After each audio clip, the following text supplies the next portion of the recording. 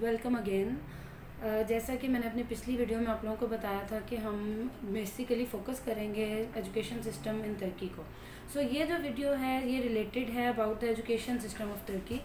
मैं आप लोगों को बताना चाहूँगी कि भाई किस तरह से बेसिक लेवल से हायर एजुकेशन तक उनकी डिफरेंट टाइप्स हैं एजुकेशन की। फर्स्ट ऑफ़ ऑल जो उनकी बहुत बेसिक लेवल है like for the junior level that is pre school. ये मैं आप लोगों को बताना चाहूँगी कि भाई तुर्की में जो है थोड़ा सा हिसाब पाकिस्तान से डिफरेंट है। लाइक पाकिस्तान में आप किंडरगार्टन से भी पहले अब टॉडलर्स हैं जिसमें आप अपने 2.5 ईयर बेबी को लाइक या 2 इयर्स बेबी को भी आप भेज सकते हैं। लेकिन तुर्की में थोड़ा सा इससे डिफरेंट है। वहाँ पे जो प्री स्कूल है दैट इज़ ऑप्शनल। गवर्नमेंट जो है वो इस चीज़ को बहुत ज़्यादा रिकमेंड करती है कि आप 6 साल की एज तक अपने बच्चे को अपने घर में रखें और उसको जो है आप वहाँ पे ख़ुद से एजुकेशन दें। लेकिन जो वर्किंग वुमेन्स हैं और जो वर्किंग वुमेन हैं और जो साथ में अगर कोई नहीं उसको अफोर्ड करना चाहता घर में रखना, तो you can send your kids to pre school. जो उसके बाद सेकेंड लेवल है that is primary education. Primary education Turkey में जो है वो फ्री है। ये बात मैं आप लोगों को क्लियर कर दूं कि जो प्री स्कूल है that is not free in Turkey. उसकी बहुत माइनर सी अमाउंट है लेकिन उसमें आपको पे करना पड़ता है। लेकिन जैसे ही आपका बच्चा प्राइमरी एजुकेशन की तरफ जाता है दैट इज़ टोटली फ्री। और जो है 8 साल तक आपका बच्चा प्राइमरी एजुकेशन लेके फिर देन मूव करता है सेकेंडरी एजुकेशन की तरफ। सेकेंडरी एजुकेशन भी अगेन पाकिस्तान से थोड़ा सा उनका सिस्टम डिफरेंट है। सेकेंडरी एजुकेशन पाकिस्तान में तो इस तरह से होता है कि भाई आपका बच्चा जो है वो ओ लेवल्स करता है, then it moves to the A levels. On the other hand क्या है कि भाई आपका जो बच्चा है उसने मैट्रिक किया, मैट्रिक के बाद अगेन एक रेस शुरू हो जाती है to get admitted in the colleges. और ये कि भाई उसमें गवर्नमेंट के कॉलेजेस भी हैं, प्राइवेट कॉलेजेस भी हैं। ये बड़ा मुश्किल हो जाता है कि भाई एक कंपटीशन है, एक्सपेंसिव भी है, और अगेन 2 साल के बाद ब्रेक लेके आपको दोबारा से अपने लिए टारगेट करना है। लेकिन तुर्की में ऐसा नहीं है, इट्स कम्प्लीटली डिफरेंट। जब एक दफ़ा बच्चा जो है वो सेकेंडरी स्कूल में चला गया है then he will pass out after 4 years.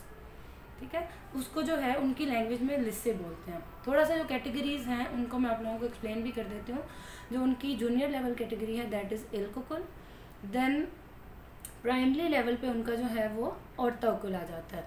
Then जो हाई स्कूल है उसको वो लिस्से बोलते हैं। इन तीनों स्कूल्स के बाद जो है वो बच्चा डायरेक्ट यूनिवर्सिटी में जाएगा। वहाँ पे कॉलेज का कोई कॉन्सेप्ट नहीं है।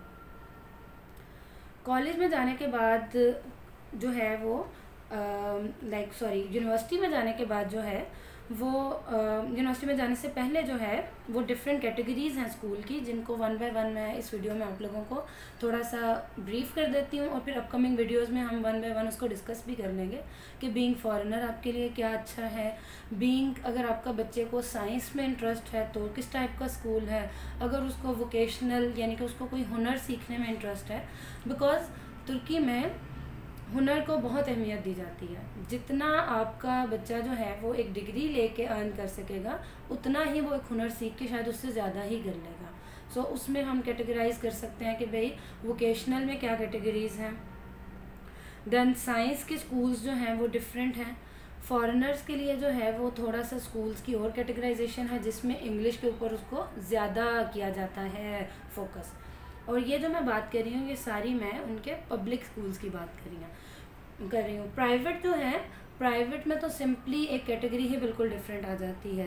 बिकॉज प्राइवेट में you have to pay a very big amount as a fee. तो उसमें तो जो है वो एक बिल्कुल ही एक अलहदा बात है। उसमें आपको IB सिस्टम भी मिलेगा, उसमें आपको डिफरेंट इंग्लिश मीडियम्स भी मिलेंगे। लेकिन जो उनके गवर्नमेंट स्कूल्स हैं वहाँ पे मीडियम ऑफ इंस्ट्रक्शन जो है वो तुर्किश है। इंग्लिश को एज अ सब्जेक्ट वो पढ़ाएंगे। इसमें 1 बाय 1 हम डिस्कस करेंगे इन स्कूलों को। पहला जो है वो सिंपली पब्लिक हाई स्कूल है। दैट्स मीन्स कि जो उनका पब्लिक हाई स्कूल है उसको दुज लिसिलार भी बोलते हैं। जिस बच्चे ने अपनी सेकेंडरी एजुकेशन में जाने से पहले प्राइमरी एजुकेशन के 8 साल पूरे कर लिए हैं वो सिंपली पब्लिक स्कूल में जा सकता है और उसको उसके लिए एक टेस्ट देना पड़ता है। देन अगला जो है वो वोकेशनल हाई स्कूल है जिसको मेस्लिक लिसिलार बोलते हैं। मेस्लिक का मतलब ही है कि उसमें आपके बच्चे को किसी किस्म का हुनर सिखाया जाएगा। और जो है वो इसमें थोड़ा सा डिफरेंस ये आ जाता है कि जो पब्लिक हाई स्कूल है वहाँ पे आपका बच्चा 4 ईयर्स तक पढ़ेगा। लेकिन जो वोकेशनल हाई स्कूल है उसमें जस्ट 2 ईयर्स के बाद ही बच्चा इस काबिल हो जाएगा कि वो डायरेक्ट यूनिवर्सिटी में जा सकता है। इस चीज़ में थोड़ा सा आप लोगों ने इस चीज़ को अंडरस्टैंड करना है। देन एक और उनकी कैटेगरी है that is called Anatolian high school, जिसको उनकी लैंग्वेज में एनादोलू लिसिलर भी बोलते हैं। इसमें क्या है कि भाई 3 साल आपके बच्चे को नॉर्मल एजुकेशन दी जाती है, देन चौथे साल में उसको जो है वो थोड़ा सा इंग्लिश का थ्रू आउट वो साल में उसको इंग्लिश के ऊपर फोकस किया जाएगा। इसी की आगे से एक और एडवांस फॉर्म है जो कि स्पेसिफिकली फॉरेनर्स के लिए है, super high school. Super high school में यह है कि भाई 3 साल नॉर्मल लगाए, देन 1 साल की बजाय 2 साल इंग्लिश एजुकेशन होगी ताकि आपका बच्चा जो है वो इंग्लिश में प्रोफिशेंट हो सके। देन एक और कैटेगरी है उनकी साइंस हाई स्कूल की, जो कि फेन लिसिलर के नाम से है। ये स्पेशल स्कूल्स हैं जो कि आपके बच्चे को एक्सेप्शनल एप्टीट्यूड देते हैं टुवर्ड्स द साइंस। देखिए अगर आपके बच्चे को इंटरेस्ट है साइंस की तरफ तो वो आप उसको इस स्कूल की तरफ लेके जाएं ताकि वो रिसर्च की तरफ जाए शुरू से ही। पाकिस्तान में अगेन वही बात है कि हम इस चीज़ में लैग करते हैं कि हमारा बच्चा जो है उसको रिसर्च का पता ही हायर एजुकेशन के बाद पोस्ट ग्रेजुएशन में पता लगता है, लेकिन वो लोग अपने बच्चों को शुरू से ही इस चीज़ में इंगेज रखते हैं। सो ये एक बहुत पॉजिटिव पॉइंट है।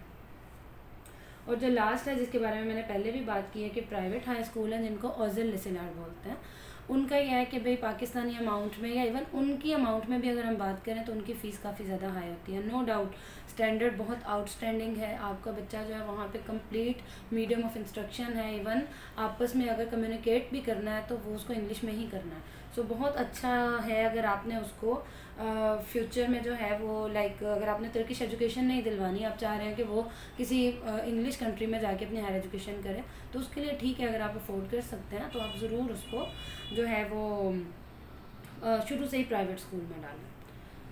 अच्छा, अब एक और कैटेगरी है जो कि इनकी ऑटोमन एम्पायर से चलती आ रही है, दैट इज़ इमाम खतीब स्कूल्स। ये सेकेंडरी लेवल के स्कूल हैं जो बेसिकली जब बनाए गए थे तो इसका पर्पस ये था कि जो उनके इमाम्स थे और जो उनके जिन बच्चों ने मदरसा की क्वालिफ़िकेशन ली थी, ये स्कूल सिर्फ उनके लिए बनाए गए थे। लेकिन अब उसमें भी जो है वो आम बच्चा भी एडमिशन ले सकता है, बिकॉज इसमें आम एजुकेशन के साथ साथ वो उसको इस्लामिक एजुकेशन भी देंगे। और ये पूरी चेन है जिसको रीसेंट जो प्रेसिडेंट है तैयब उर्दवान, उनके टाइम पीरियड में उनके टाइम पीरियड से पहले 500 समथिंग स्कूल्स थे, जिसको इंक्रीज़ करके अब जो इमाम खतीब के स्कूल हैं दैट आर मोर देन 1600। सो ये भी एक अपॉर्चुनिटी है आपके बच्चे के लिए कि अगर आप चाहते हैं कि वो जो दुनियावी तालीम है उसके साथ साथ दीनी की तरफ भी जाए तो इस पे भी आप अपने बच्चे को फोकस करा सकते हैं। सो आज की इस वीडियो के लिए बस इतना ही, ताकि आप लोगों को एक ओवरव्यू हो जाए। हम अपकमिंग वीडियोज़ में मज़ीद डिटेल पे इन स्कूल्स के बारे में बात करेंगे। सो मज़ीद वीडियोज़ को देखने के लिए चैनल को लाइक करें, सब्सक्राइब करें और शेयर करें। Thank you.